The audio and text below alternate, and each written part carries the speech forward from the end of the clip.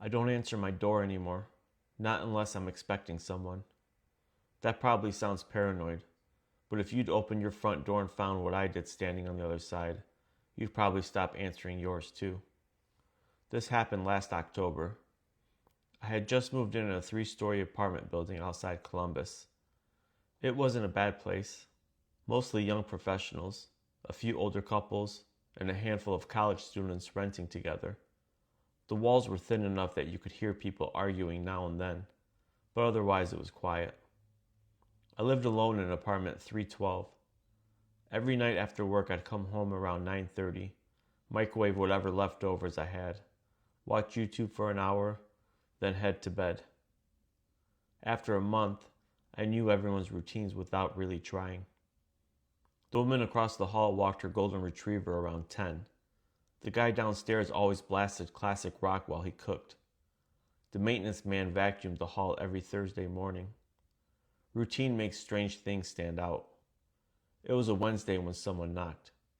3 slow knocks. Not loud. I smiled because I thought it was Emily. We'd only been dating a few months, but she developed the habit of knocking 3 times instead of using the doorbell because she knew it startled me.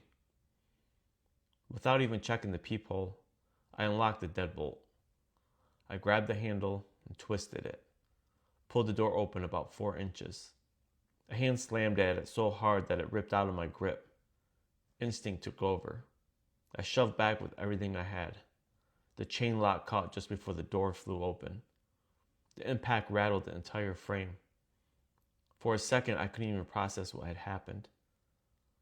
All I could see through the narrow opening was someone's forearm pressing against the edge of the door. Then he stopped pushing. Complete silence. I stood there with both hands against the door, breathing so hard I thought I was going to throw up. Then a calm voice came through the gap. You opened it. Not angry, not excited, just almost satisfied. I didn't answer. He tried the door again, gently this time, making the chain stretch tight with a metallic click. You weren't supposed to have the chain on. I remember feeling genuinely confused. Who says something like that? I backed away just enough to grab my phone off the kitchen counter without taking my eyes off the door. When I looked back, one eye was staring through the opening. I couldn't even describe it later. It wasn't the eye itself that bothered me. It was how patient it looked. Like he wasn't in a hurry. Like he had all night. I finally managed to dial 911. The dispatcher answered, and before I could say a word, the man quietly stepped away from the door. No footsteps, no running, nothing. It's just gone. Police arrived less than 5 minutes later. They searched every floor, the parking lot, the stairwells, nothing. One officer asked me if I looked through the peephole before opening the door. I told him no. He nodded slowly but didn't say anything. The next afternoon, the property manager knocked on my door. This time I looked through the peephole first. She handed me a printed notice asking residents to keep their doors locked. I asked if she heard anything about what happened. Her face changed immediately. You were apartment 312? I nodded. She hesitated before saying, You're the third one. Apparently, over the previous 2 weeks, someone had been knocking on apartment doors late at night. Always 3 knocks. Always waiting for someone to unlock the deadbolt. One resident opened the door all the way because she thought it was her son. Another cracked it open after hearing someone quietly saying, Maintenance. Both managed to slam the door before the person got inside. Nobody ever got a good look at him. No camera caught him entering or leaving the building. The police eventually stopped investigating because technically, no crime had been committed. A few weeks passed and life slowly went back to normal. Until I got home from work one Friday. There was an envelope taped to my apartment door. No stamp, no address. Just my apartment number written on the front. Inside was a single sheet of notebook paper. It said only one sentence. Next time, don't use the chain. I moved out that weekend. The building changed every lock after I left. As far as I know, no one was ever arrested. What still bothers me isn't that someone tried to get into my apartment. It's that he knew exactly how people behave when they think someone familiar is standing outside. 3 knocks. A moment of hesitation. The sound of a deadbolt unlocking. He wasn't trying to break into apartments. He was waiting for someone to invite him in. And the worst part, for 4 seconds, I did. I don't stay at roadside motels anymore. Hotels, sure. Airbnbs, sometimes.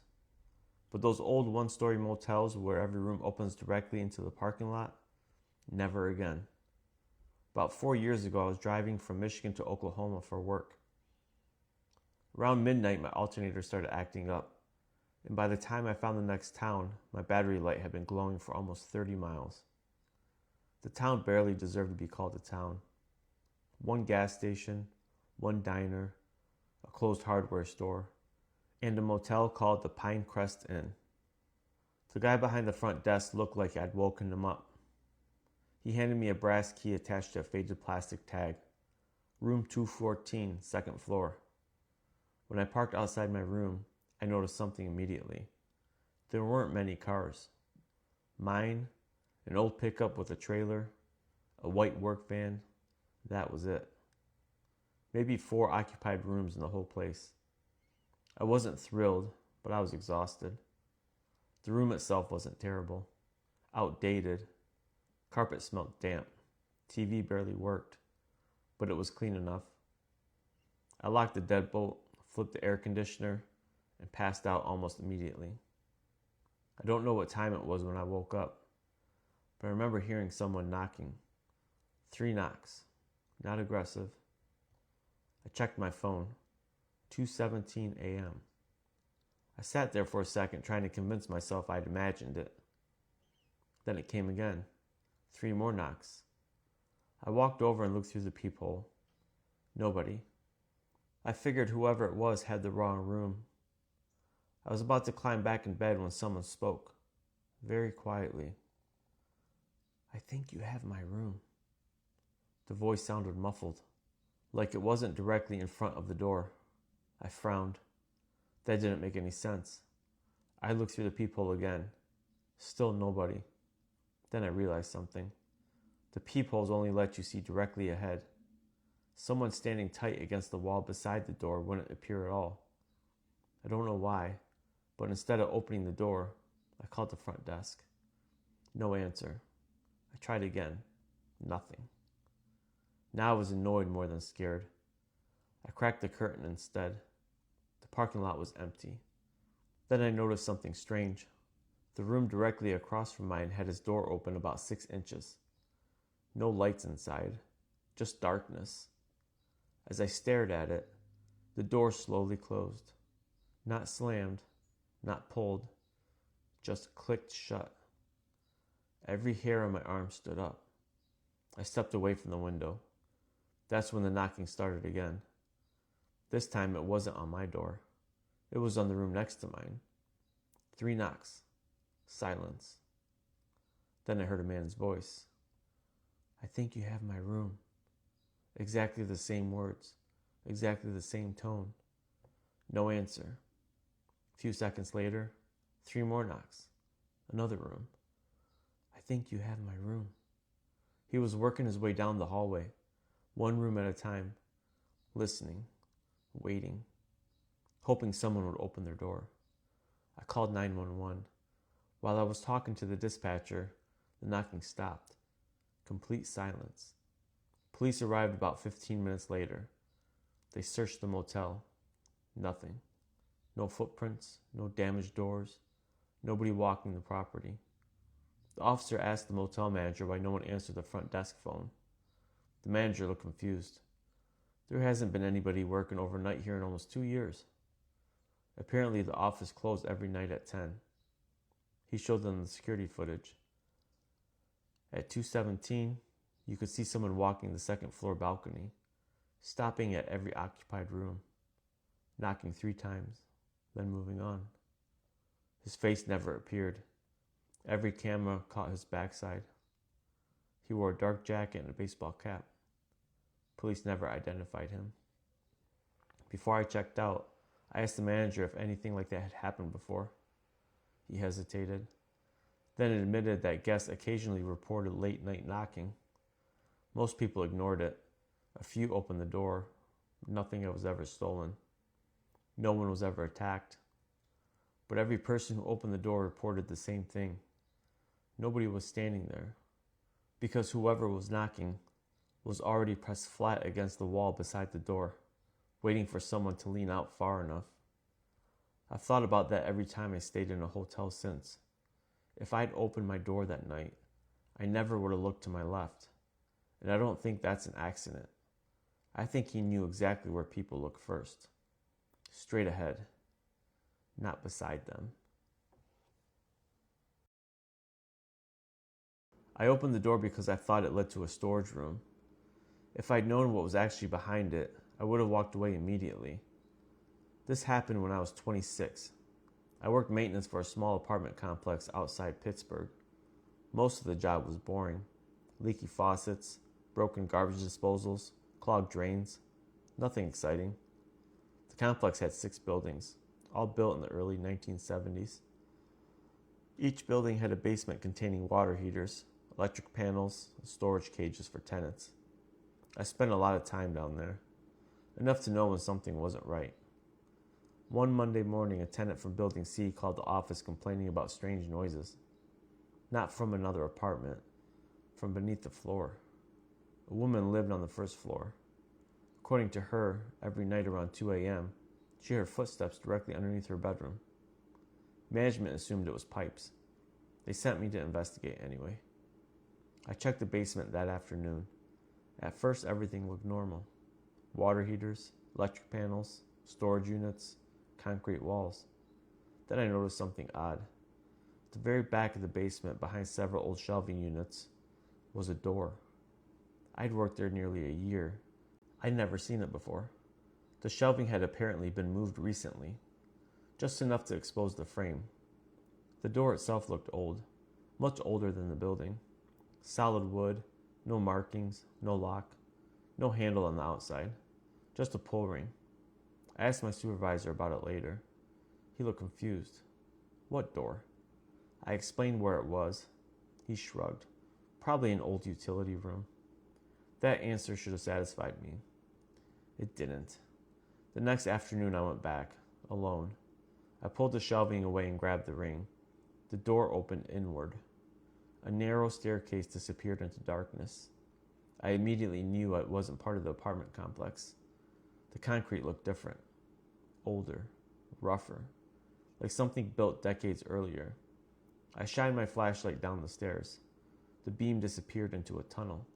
Not a room. A tunnel. My first thought was that it must have connected to another building. My second thought was that I didn't want to be down there anymore. Still, curiosity won. I walked down. The tunnel stretched about 50 feet before opening to a large chamber. The smell hit me first. Stale air, damp concrete, old cigarettes. The room wasn't abandoned. Someone had been there recently. There was a folding chair, a battery-operated lantern, several empty water bottles, food wrappers, a blanket. My stomach tightened. Someone was living underneath the apartment complex. I radioed my supervisor immediately. No answer. I climbed back upstairs and called management. Within an hour, police arrived. They searched the chamber. They followed the tunnel farther than I had. Eventually, it connected to an abandoned storm drain system that ran beneath several nearby blocks. The officers found evidence that someone had been using the tunnels for months, possibly longer. But they didn't find the person. The chamber was cleared out. The door was secured. Everyone assumed that was the end of it. Then 3 days later, I got a call from one of the detectives. He wanted me to come to the station.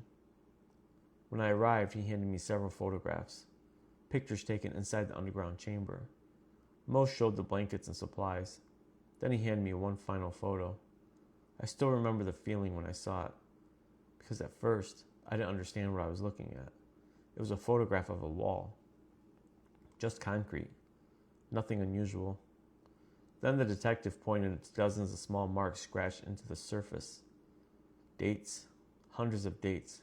Going back years. Every mark corresponded to a specific apartment number. Apartment 101, 204, 311, 108. Dozens of them. Maybe hundreds. Besides, many of the apartment numbers were notes. Simple observations. Things like, leaves at 6:15, lives alone, works nights, dog owner. The detective told me they believed whoever lived in the tunnels had spent years watching tenants, learning routines, tracking schedules, studying people. I asked the obvious question, how? The detective slid one final photograph across the table. It showed a small vent opening in the ceiling of the tunnel chamber, one of many. The tunnel system ran beneath every building in the complex, every basement, every utility room, every crawl space. The person living down there could hear almost everything. Eventually, management sealed up every access point they could find. The tunnel entrance was filled with concrete. New locks were installed everywhere. Life went back to normal, at least for everyone else. I quit 2 weeks later, not because of the tunnels, not because someone had been living underneath us. It was something the detective said before I left, a detail he almost mentioned casually. According to the dates on the wall, the note stopped being updated 6 months before we found the chamber. Whoever had been living there had already moved out. The room had been abandoned for months, which means the footsteps the tenant reported hearing beneath her apartment couldn't have come from the person who made those notes. And as far as I know, the police never figured out who they belonged to.